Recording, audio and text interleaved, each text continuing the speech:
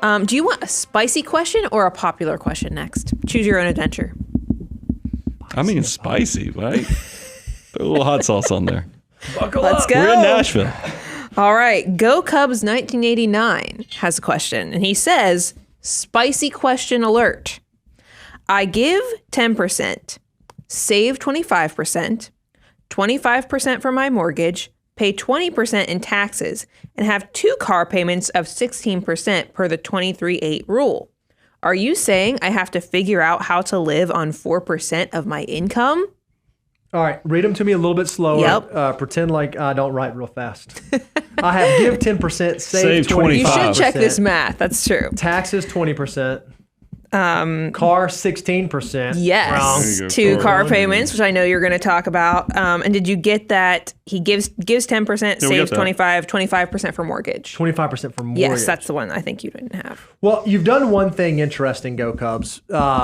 You chose, and this is fine, to go at the top end of all of our metrics. Yes, we say that when it comes to your mortgage, your total housing cannot exceed 25%. What we're not saying is that you should shoot for maxing that out at 25%. What we'd love to see is if the housing cost was some number less than that. Maybe it's 20%, maybe it's 21%, maybe it's 15%.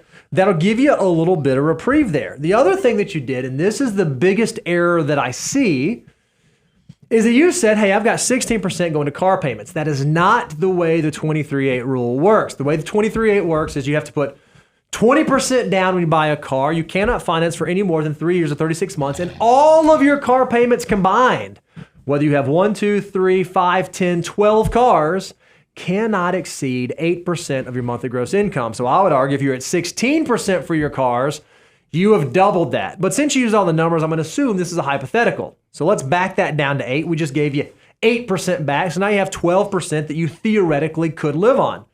This is not any different than folks who are in the messy middle. This is not any different than folks who feel like they have 1,000 different things pulling them in 1,000 different directions. I think what you have to figure out, what you have to really lay into is how can I get my lifestyle footprint as small as possible? So if I am in that 25% mortgage, if I'm thinking about buying a house, maybe I don't want to go to 25%, maybe it should go to 20%. Are there other areas that I can squeeze and get my footprint down? Or if I can't spend less, if I can't get my numbers down, how do I then think about getting my income up so that these things that are expenses that are pulling on me are a smaller percentage of the total gross income that I'm working with? I love that the spiciness was that this was kind of a gotcha, but I love because it shows how we've actually taken into account and done the nerdy stuff. And let's go through a few things. If you go to moneyguy.com/resources, we actually, and I know it's not titled this, but this is what I call it every time, and we ought to just change the title of it. What will 25% do for you? We have a resource, find out how much you need to save. I think that's what it's actually titled, and we've put it up on the screen right now. 25% is aspirational for people in their 20s. Right. I know that. I mean, but I want you to start somewhere. I don't care. And what I love about that illustration is it shows 10% is pretty daggum good in your early 20s. 15% is outstanding in your late 20s. It's really by the time you get in your 30s, you should be really trying to get into that 25%.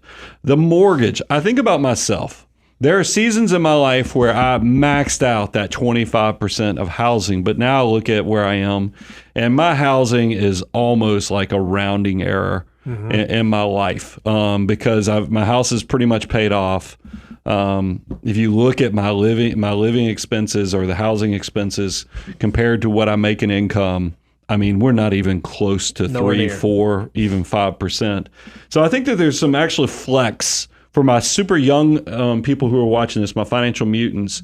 You are in the aspirational side on the savings rate of the 25%. You're probably not going to have a mortgage at that, so there's going to give you some squeeze of the balloon or play with the numbers. And for Go Cubs, Bo's right. The messy middle's the hard part, that 30s, because I'm kind of hoping you are in the 25%. I'm also know you're probably going to need to buy the house in that phase. So that's why you are going to get squeezed where you're both short on time, you're short on money, but it's still your money is so valuable. And go to the wealth multiplier at moneyguy.com/resources to see why we say this works. But that is the hard part. But then once you get into your 40s, This gets so much easier because your income is now reaching peak earning potential. Your housing is set, and it's getting to be a smaller and smaller cost of your total expenses as a percentage, and it all kind of fixes itself.